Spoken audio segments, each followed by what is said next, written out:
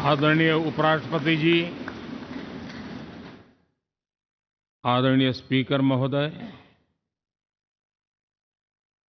मंच पर विराजमान सभी वरिष्ठ महानुभाव और 140 करोड़ देशवासियों के प्रतिनिधि, सभी माननीय सांसदगण, आपको और देशवासियों को गणेश चतुर्थी की अनेक अनेक शुभकामनाएं।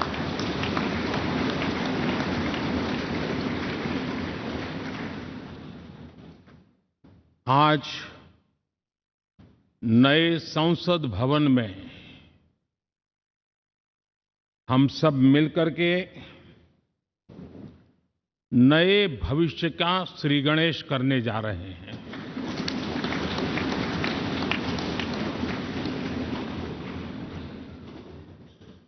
आज हम यहाँ विकसित भारत का संकल्प दोहराना, फिर एक बार संकल्पबद्ध होना और उसको परिपूर्ण करने के लिए जी जान से जुटने के इरादे से नए भवन की तरफ प्रस्थान कर रहे हैं।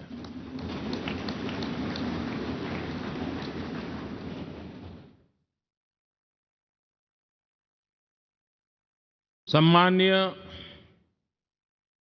सभागृह, ये भवन और उसमें भी ये सेंट्रल हॉल एक प्रकार से हमारी भावनाओं से भरा हुआ है। हमें भावुक भी करता है और हमें हमारे कर्तव्य के लिए प्रेरित भी करता है। आजादी के पूर्व ये खंड एक प्रकार से लाइब्रेरी के रूप में इस्तेमाल होता था, लेकिन बाद में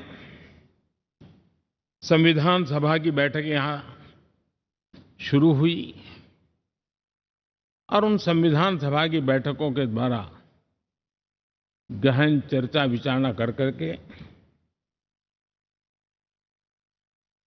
हमारा संविधान यहीं पर आकार लिया। यहीं पर 1947 में अंग्रेजी हुकूमत ने सत्ता हस्तांतरण किया, उस प्रक्रिया का भी साक्षी हमारा ये सेंट्रल हॉल है। इसी सेंट्रल हॉल में भारत के तिरंगे को अपनाया गया, हमारे राष्ट्रगान को अपनाया गया और ऐतिहासिक अवसरों पर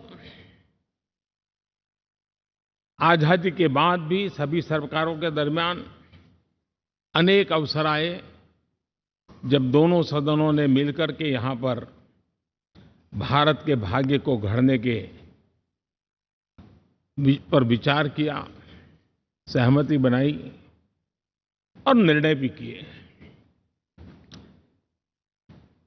1952 के बाद दुनिया के करीब 41 राष्ट्राध्यक्षों ने इस सेंट्रल हॉल में हमारे सभी माननीय सांसदों को संबोधित किया है।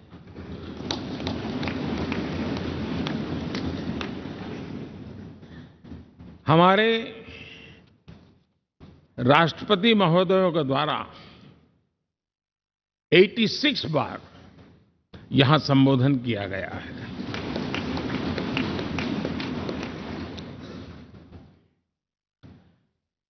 बीते 7 दशकों में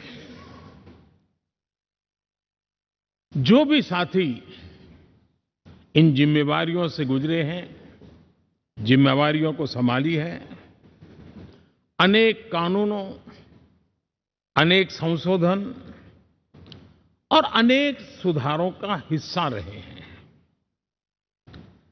अभी तक लोकसभा और राज्यसभा ने मिलकर करीब-करीब 4000 से अधिक कानून पास किए हैं।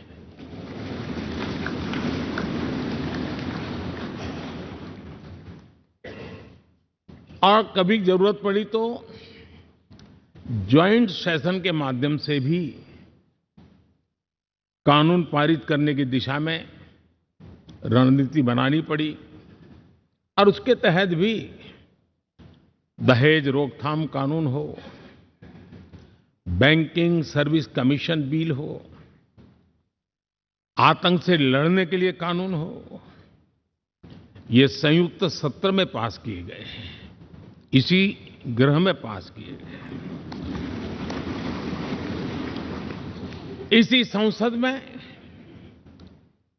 मुस्लिम बहन बेटियों को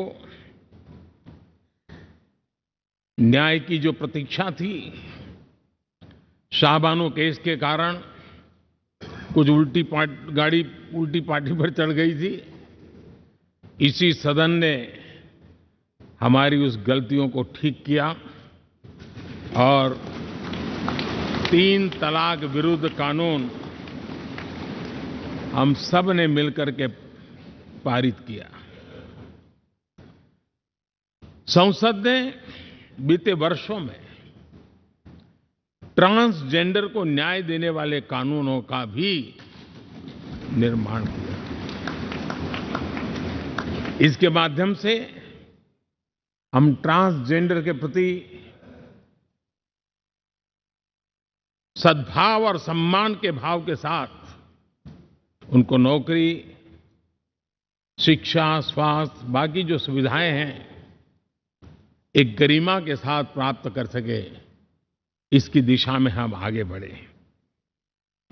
हम सभी ने मिलकर हमारे दिव्यांगजनों के लिए भी उनकी जरूरतों को देखते हुए, उनके एस्पिरेशंस को देखते हुए ऐसे कानूनों का निर्माण किया जो उनके लिए उज्जवल भविष्य की गारंटी बन रहे हैं। आर्टिकल 370 हटाने से लेकर वो विषय ऐसा रहा जो शायद ही कोई दशक ऐसा होगा कि चर्चा न हुई हो, चिंता न हुई हो और मांग न हुई हो। आक्रोश भी व्यक्त हुआ, सभागृह में भी हुआ, सभागृह के बाहर भी हुआ। लेकिन हम सबका सौभाग्य है कि हमें सदन में आर्टिकल 370 से मुक्ति पाने का, अलगाववाद, आतंकवाद के खिलाफ लड़ाई लड़ने का एक बड़ा महत्वपूर्ण कदम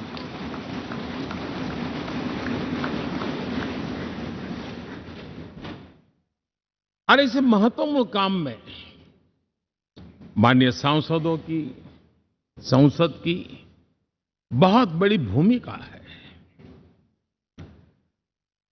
जम्मू कश्मीर में इसी सदन में निर्मित हुआ संविधान हमारे पूर्वजों ने दिया हुआ वो महामूल्य दस्तावेज जम्मू कश्मीर में लागू करते हैं तो इस मिट्टी को प्रणाम करने का मन करता है। आज जम्मू और कश्मीर शांति और विकास के रास्ते पर चलने के लिए प्रतिबद्ध हुआ है और नए उमंग, नए उत्साह, नए संकल्प के साथ जम्मू कश्मीर के लोग आगे बढ़ने का कोई मौका अब छोड़ना नहीं चाहते हैं। ये दिखाता है कि संसद के सदस्यों ने मिलकर के संसद के भवन में कितने महत्वपूर्ण काम किए हैं।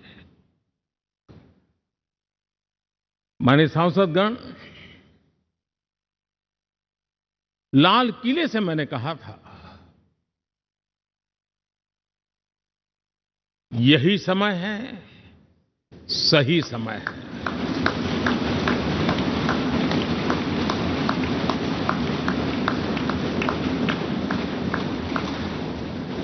एक के बाद एक घटनाओं की तरफ हम नजर करेंगे।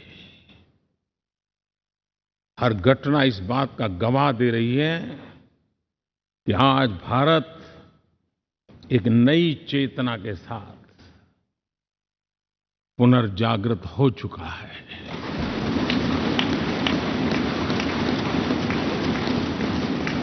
भारत नई ऊर्जा से भर चुका है और यही चेतना, यही ऊर्जा इस देश के कोटि-कोटि जनों के सपनों को संकल्प में परिवर्तित कर सकती है और संकल्प को परिश्रम की पराकाष्ठा कर करके सिद्धि तक पहुंचा सकती है। ये हम देख सकते हैं।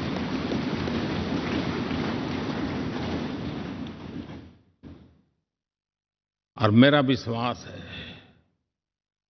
देश जिस दिशा में चल पड़ा है, इच्छित परिणाम अवश्य प्राप्त होंगे।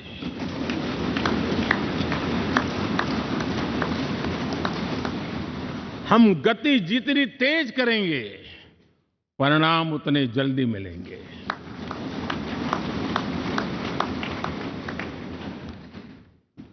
आज भारत 5वीं अर्थव्यवस्था पर पहुंचा है, लेकिन पहले 3 में पहुंचने के संकल्प के साथ बढ़ रहा है।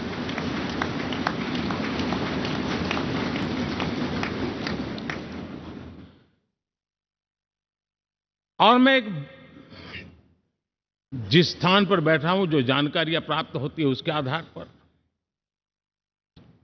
विश्व के गणमान्य लोगों से बातचीत करता हूं, उसके आधार पर मैं बड़े विश्वास से कह रहा हूं, हम में से कुछ लोगों की निराशा हो सकती है, लेकिन दुनिया आश्वस्त है कि भारत टॉप 3 में पहुंच के रहेगा।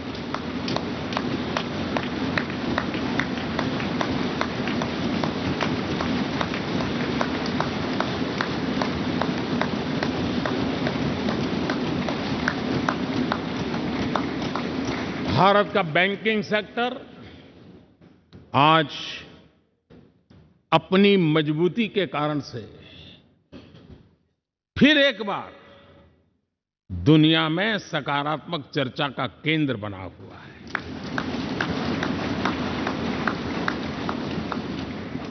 भारत का गवर्नेंस का मॉडल, यूपीआई, डिजिटल स्टैक, मैं इस G20 में भी देख रहा था, मैंने बाली में भी देखा। टेक्नोलॉजी की दुनिया को लेकर के भारत का नौजवान जिस प्रकार से आगे बढ़ रहा है, पूरे विश्व के लिए कौतुक भी है, आकर्षण भी है और स्वीकृति भी है।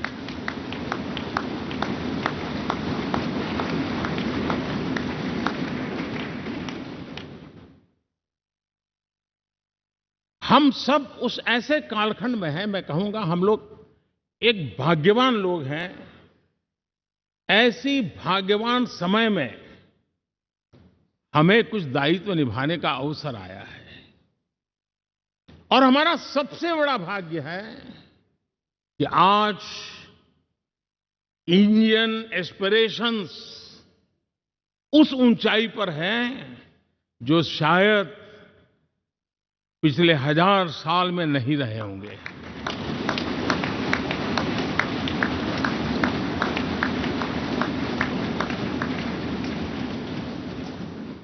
गुलामी के जंजीरों ने उसके एस्पिरेशंस को दबोच के रखा था,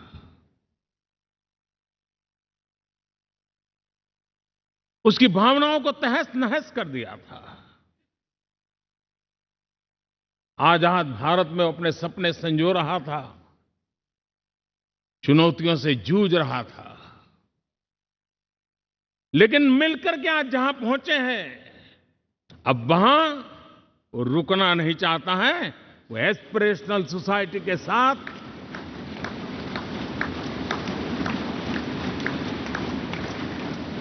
नए लक्ष्य गढ़ना चाहता है।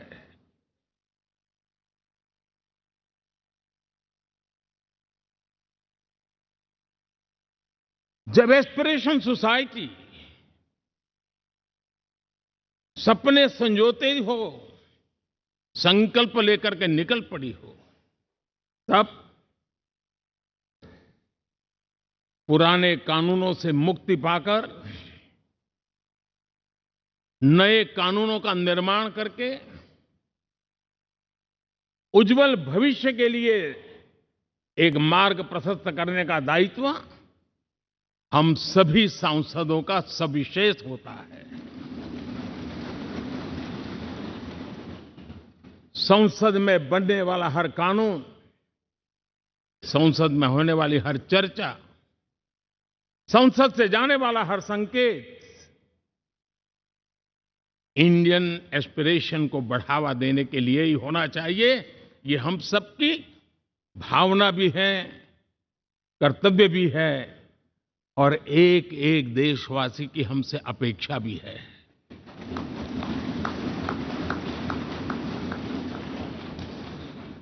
हम जो भी रिफॉर्म करें, उसके मूल में इंडियन एस्पिरेशन सबसे सर्वोच्च पद पर होना चाहिए, प्राथमिकता पर होना चाहिए।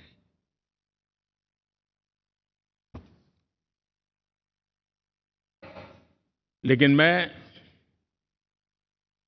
बहुत सोच समझ करके कहना चाहता हूं, क्या कभी छोटे कैनवास पर कोई बड़ा चित्र बना सकता है क्या?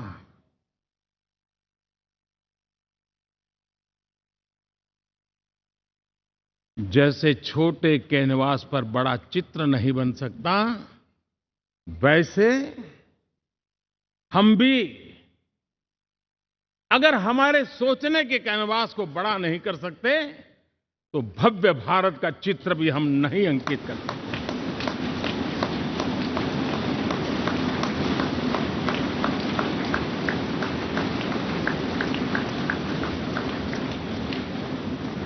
पचहत्तर साल का हमारे पास अनुभव है। हमारे पूर्वजों ने जो कुछ भी रास्ते बनाए, उससे हमने सीखा है। हमारे पास एक बहुत बड़ी विरासत है। इस विरासत के साथ अगर हमारे सपने, हमारे संकल्प जुड़ जाए, हमारा सोचने का दायरा बदल जाए, हमारा कैनवास बड़ा हो जाए, तो हम भी उस भव्य भारत के चित्र को अंकित कर सकते हैं, उस तस्वीर का खाका खींच सकते हैं, उसमें रंग भरने का काम हम भी कर सकते हैं और आने वाली पीढ़ी को वो भव्य दिव्य मां भारती के हम उनको सुपुर्द कर सकते हैं। दोस्तों, अमृतकाल के 25 वर्षों में भारत को अब बड़े कैनवास पर काम करना ही होगा। अब हमारे लिए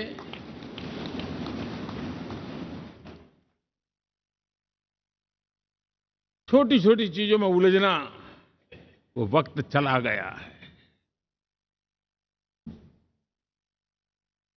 हमें आत्मनिर्भर भारत बनाने के लक्ष्य को सबसे पहले परिपूर्ण करना चाहिए और हमसे शुरुआत होती है, हर नागरिक से शुरुआत होती है।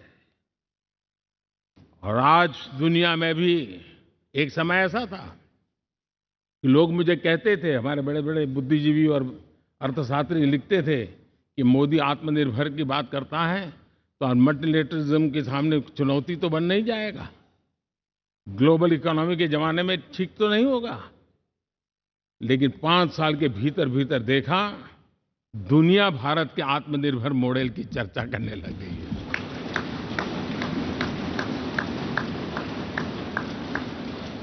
और कौन हिंदुस्तानी नहीं चाहेगा कि डिफेंस सेक्टर में आत्मनिर्भर हो, एनर्जी सेक्टर में हम आत्मनिर्भर हो, एडिबल ऑयल, क्या इस देश को आत्मनिर्भर नहीं होना चाहिए? कृषि प्रधान देश हम कहते हैं। खाने का तेल क्या अब देश बाहर से लाएगा? बहुत समय की मांग है कि हमें आत्मनिर्भर भारत को संकल्प को पूरा करना, ये हम सबका दायित्व है। उसमें दल आड़े नहीं आते हैं, सिर्फ दिल चाहिए, देश के लिए चाहिए।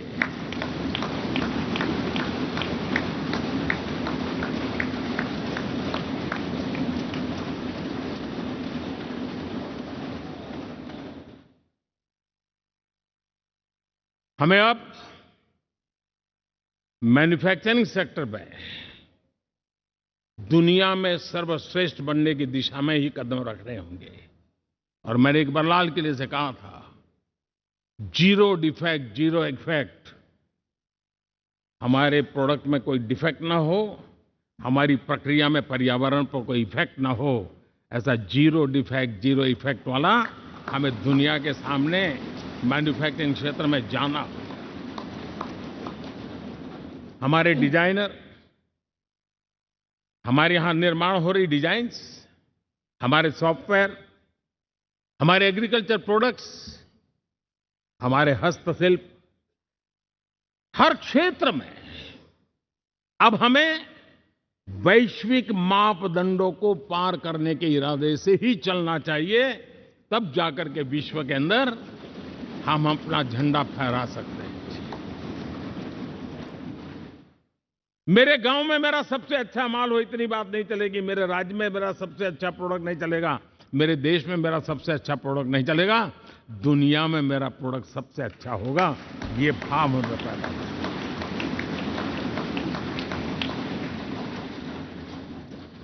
हमारी यूनिवर्सिटीज दुनिया के अंदर टॉप रैंकिंग में आए, अब इसमें हमें पीछे नहीं रहना है। हमारे शिक्षा जगत को नई नेशनल एजुकेशन पॉलिसी मिली है, एक खुलापन है, सर्वस्वीकृत बनी है। उसके सहारे अब हमें चल पड़ना है। और दुनिया के टॉप मोस्ट यूनिवर्सिटीज में अभी जब G20 में विश्व के मेहमान आए तो मैंने नालंदा की एक तस्वीर रखी थी वहां। और जब मैं दुनिया को कहता था 1500 साल पहले मेरे देश में दुनिया की उत्तम से उत्तम यूनिवर्सिटी हुआ करती थी, तो उन सुनते ही रह जाते थे। लेकिन हमें उसे प्रेरणा लेनी है, पर प्राप्त तो अभी करके रहना है। ये हमारा संकल्प होना है। आज हमारे देश का नौजवान खेल जगत के अंदर दुनिया में हमारी पहचान बना रहा है। टियर 2, टियर 3 सिटी से, गांव, गरीब परिवारों से, गांव से देश के नौजवान, देश की बेटे बेटियां आज खेलकूद के जगत जीवन में हमारा नाम रोशन कर रही है। लेकिन देश चाहता है और देश का संकल्प होना चाहिए कि अब खेलकूद के हर पोडियम पे हमारा तिरंगा भी लहराता होगा।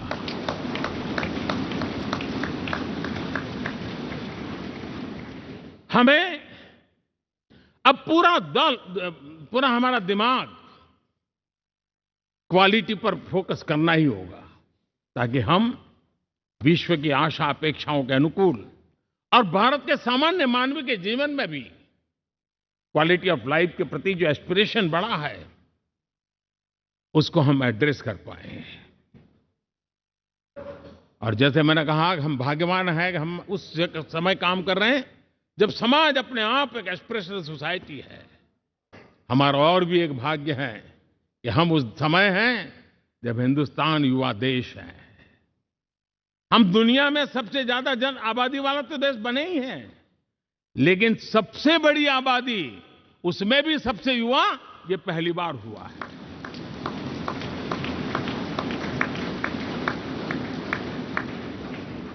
जिस देश के पास ये युवा शक्ति हो, युवा सामर्थ्य हो, तब हमें उसकी टैलेंट पे भरोसा है, हमें उसकी संकल्प शक्ति पे भरोसा है, उसकी साहस में हमें भरोसा है।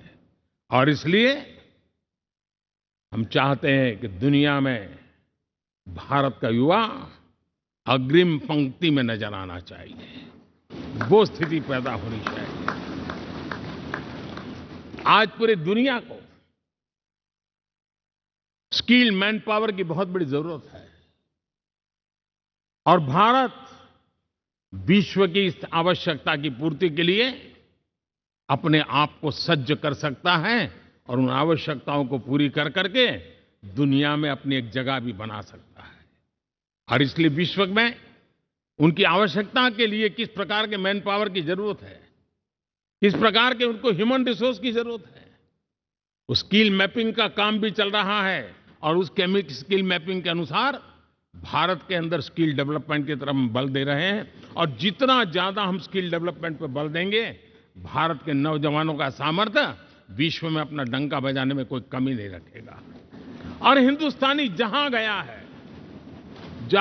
है उसने अच्छाई की छाप छोड़ी है, कुछ कर गुजरने की छाप छोड़ी है। ये सामर्थ्य हमारे अंदर पहले से पड़ा हुआ है।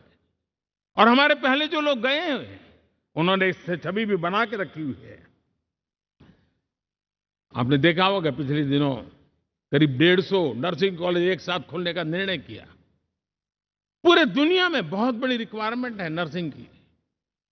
हमारी बहन, हमारी बेटियां, हमारे बेटे उस क्षेत्र में दुनिया में पहुंच सकते हैं, आसानी से पहुंच सकते हैं। पूरे विश्व की जरूरत है। और ये तो मानवता का काम है जिसमें हम पीछे नहीं रहेंगे।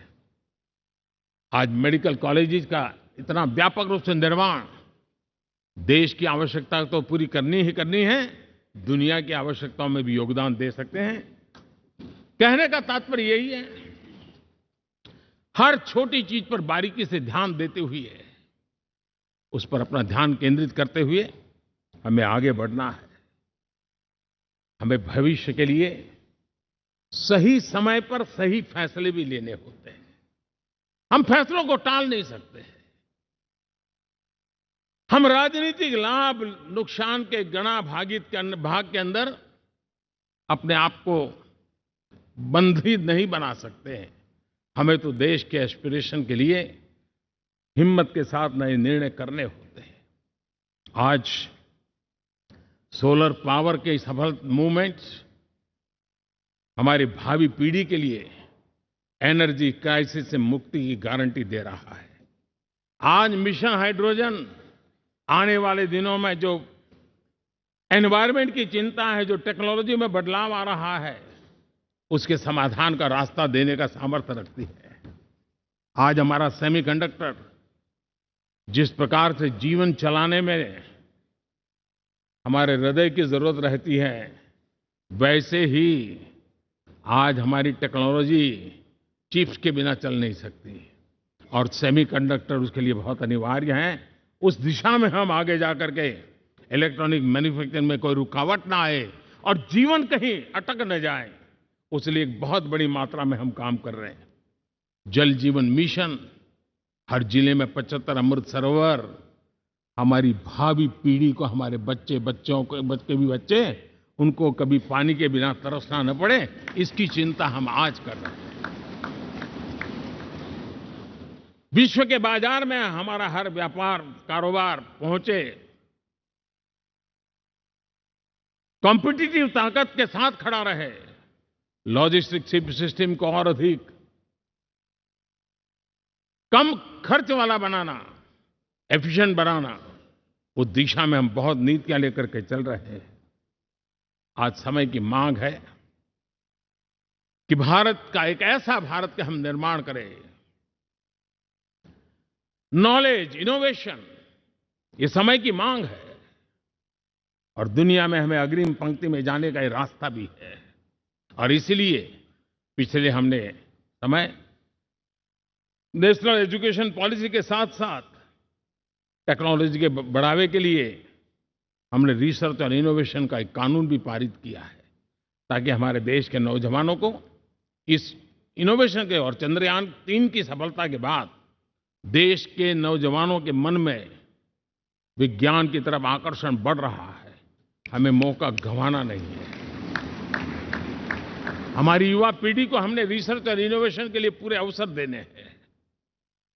और इस इकोसिस्टम को बनाने के लिए हमने एक उज्जवल भविष्य के निर्माण की नींव रखी है। आदरणीय बंधुगण, सामाजिक न्याय ये हमारी पहली शर्त है। बिना सामाजिक न्याय, बिना संतुलन, बिना समभाव, बिना समत्व हम इच्छित परिणामों को घर के भीतर प्राप्त नहीं कर सकते। लेकिन सामाजिक न्याय की चर्चा बहुत सीमित बन के रह गई। हमें उसको व्यापक रूप में देखना होगा। हम किसी गरीब को कोई सुविधा दें, किसी समाज में दबे कुचले व्यक्ति को कोई सुविधा दें, वो तो सामाजिक न्याय की एक प्रक्रिया है। लेकिन उसके घर तक पक्की सड़क बन जाए ना, वो भी सामाजिक न्याय के लिए उसको मजबूती देती है। उसके घर के नजदीक में बच्चों के लिए अगर स्कूल खुल जाए तो वो भी उसको सामाजिक न्याय की मजबूती देती है। उसको बिना खर्च अगर आरोग्य में समय की जरूरत पड़े वो मिले, तब जाकर के सामाजिक न्याय की मजबूती मिलती है। और इसलिए जिस प्रकार से समाज व्यवस्था में सामाजिक न्याय जरूरत है, वैसा ही राष्ट्र व्यवस्था में सामाजिक न्याय की आवश्यकता है। अब देश का कोई हिस्सा पीछे रह जाए, अविकसित रह जाए, ये भी सामाजिक न्याय के खिलाफ है। दुर्भाग्य से देश का पूर्वी इलाका, भारत का पूर्वी भाग, जो समृद्धि से भरा हुआ है, लेकिन वहां के नौजवानों को रोजगार के लिए दूसरे इलाके में जाना पड़ रहा है। ये स्थिति हमें बदलनी है। हमारे देश के उस पूर्वी भाग को, इलाका को समृद्ध बना करके सामाजिक न्याय की मजबूती भी हमने देनी है। असंतुलित विकास, शरीर कितना भी स्वस्थ क्यों न हो, लेकिन एक उंगली को भी अगर लकवा मार गया है तो शरीर स्वस्थ नहीं माना जाता है। भारत कितना ही समृद्ध हो, लेकिन कोई अंग उसका दुर्बल रह जाए तो भारत समृद्धि में पीछे है, मानना पड़ेगा। और इसलिए हम सर्वांगीण विकास के पक्ष में, सामाजिक न्याय की उस ऊंचाई को प्राप्त करने के पक्ष में, दिशा में हमें आगे बढ़ना है। चाहे पूर्वी भारत हो, चाहे नॉर्थ ईस्ट हो, हमें उन चीजों को प्राप्त करना। और उसी लिए जो रणनीति कितनी सफल हुई है, 100 एस्पिरेशनल डिस्ट्रिक्ट पर विशेष काम किया, नौजवान अफसरों को लगाया गया, एक स्ट्रेटेजी बनाई गई। आज दुनिया उस मॉडल की चर्चा कर रही है। और आज 100 डिस्ट्रिक्ट, देश के कोने कोने में जो पीछे माने जाते थे, उसको बोझ मान लिया गया था। आज स्थिति ये बनी है कि वो 100 डिस्ट्रिक्ट अपने अपने राज्य में लीड कर रहे हैं, राज्य की एवरेज से भी ऊपर जा रहे हैं। और इस सफलता को देख करके, सामाजिक न्याय की इस भावना को मजबूत करते हुए 100 डिस्ट्रिक्ट में से आगे बढ़ करके अब जमीनी स्तर पर ले जाने के लिए 500 ब्लॉक तक उनको एस्पिरेशनल डिस्ट्रिक्ट ब्लॉक के नाते आइडेंटिफाई करके उसको मजबूती करने देने का काम चल रहा है। और मुझे विश्वास है ये एस्पिरेशनल ब्लॉक्स हैं, वो एक विकास का नया मॉडल बनने वाले हैं। वो एक प्रकार से देश के विकास के एक नए ऊर्जा केंद्र बनने की संभावना रखते हैं। और उस दिशा में भी हम आगे बढ़ रहे हैं। माननीय सांसदगण, आज विश्व की नजर भारत पर है। शीत युद्ध के समय हमारी पहचान कूटनिरपेक्ष देश के रूप में रही। उस समय की जो जरूरत थी, उसके जो लाभ होने थे, उस समय से हम गुजरे हैं। लेकिन अब भारत का स्थान कुछ और बना है। और इसलिए उस समय कूटनिरपेक्ष की अवस्था आवश्यक होगी। आज हम उस नीति को लेकर के चल रहे हैं, जिस नीति को अगर हमें पहचानना है तो विश्व मित्र के रूप में हम आगे बढ़ रहे हैं। हम दुनिया से मित्रता कर रहे हैं, दुनिया हमारे में मित्र खोज रही है। ये शायद विश्व में एक भारत ने, और दूरी नहीं, हो सके उतनी निकटता, उस रास्ते पर चल करके भी हम अपने विश्व मित्र के रूप में भाव आज सफलतापूर्वक आगे बढ़ा रहे हैं। और मुझे लगता है कि इसका लाभ आज भारत को हो रहा है। भारत आज दुनिया के लिए एक स्टेबल सप्लाई चेन के रूप में उभर रहा है। और आज विश्व की ये जरूरत है। और उस आवश्यकता की पूर्ति करने का काम G20 में भारत ग्लोबल साउथ के आवाज बनकर के उभरा है। ये बीज G20 समिट में जो बीज बोया गया है, मेरे देशवासी आने वाले समय देखेंगे कि वो ऐसा वटवृक्ष बनने वाला है, ऐसा वटवृक्ष बनने वाला है, विश्वास का ऐसा वटवृक्ष बनने वाला है, जिसकी साया में आने वाली पीढ़ियां सदियों तक एक गर्व के साथ अपना सीना तान करके खड़ी रहेगी, ये मुझे विश्वास है।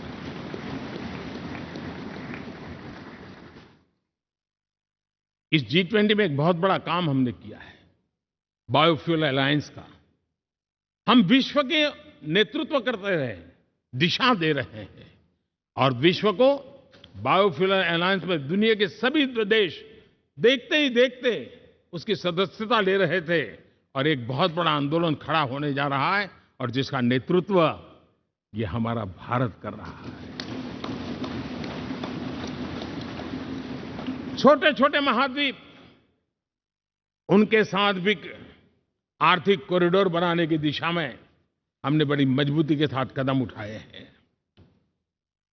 आदरणीय बंधुगण, आदरणीय उपराष्ट्रपति जी, आदरणीय स्पीकर महोदय, आज हम यहां से विदाई लेकर के नए भवन में जा रहे हैं, संसद के नए भवन में बैठने वाले हैं, और ये शुभ है, गणेश चतुर्थी के दिन बैठ रहे हैं।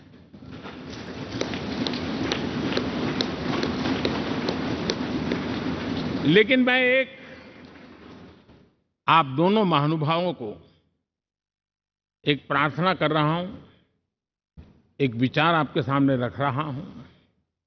मैं आशा करता हूं कि आप दोनों मिलकर के उस विचार पर जहां भी जरूरत पड़े मंथन करके कुछ निर्णय अवश्य कीजिए। और मेरी प्रार्थना है, मेरा सुझाव है कि अब हम जब नए सदन में जा रहे हैं, तब इसकी गरिमा कभी भी कम नहीं होनी चाहिए।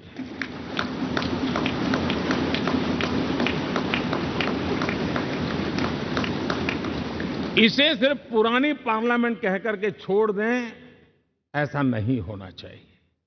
और इसलिए मेरी प्रार्थना है कि भविष्य में अगर आप सहमति दे दोनों महानुभाव, तो इसको संविधान सदन के रूप में जाना जाए।